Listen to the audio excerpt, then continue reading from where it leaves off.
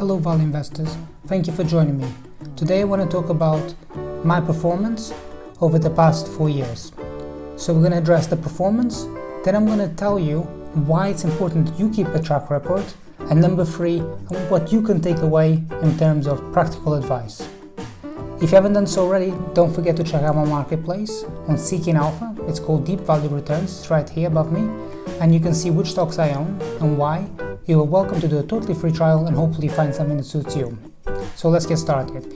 So I'm quite proud. Over the past 4 years, I've compounded it just shy of 82%. That compounds at approximately 16% annualized, slightly over that.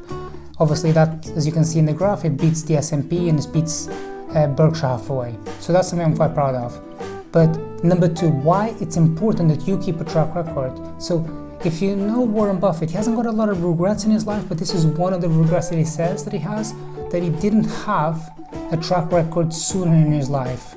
And back in the day, it would have been quite expensive to audit a track record. Nowadays, you can do it for free. Interactive Broker does this for free, and I update mine every few weeks, and I always post it on Seeking Alpha, and it's important to create that following. But what's even more important than creating a following, the track record really brings together the whole portfolio and it helps you think, right? If you read Daniel Kahneman, you can see there's a difference in the inside view and the outside view. The inside view is a story that you get attracted to. So one position does quite well and your mind gets skewed. The outside view is where you're looking at the portfolio as a whole. You're just looking at everything, how it's doing, and it really focuses your attention. I find this really helpful. Number 3, having the portfolio in front of your eyes every so often really helps you. When we went through the sell-off, it's mostly affected small caps in the US in Q4 18, and obviously now globally with COVID, every time I've gone for a sell-off, it's given me an opportunity to think what I've done right, what I've done wrong. But really, it's not about in the moment learning. Some of the times it takes like 3-4 months to learn, sometimes it even takes a year to kind of reflect back.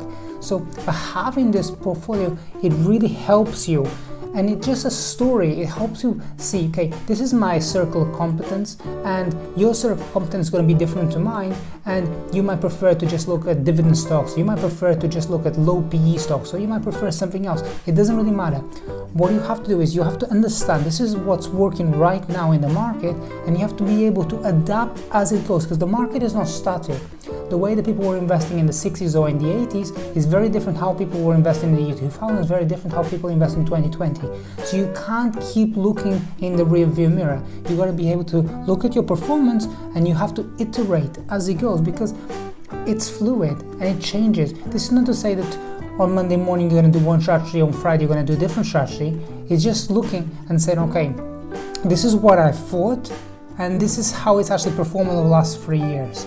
And you have to keep being humble enough and saying, okay, yeah, I was wrong then, and you kind of have to, don't beat yourself up, but you got to be able to as well, say, bang, I was wrong. Now get out of that. So you have to have this kind of attitude of kind of like they say in yoga, maximum effort with non-concern for results. So you got to be able to look at your performance, and I think that's really helpful because your performance is you and your story. So I hope you found this video useful, and I hope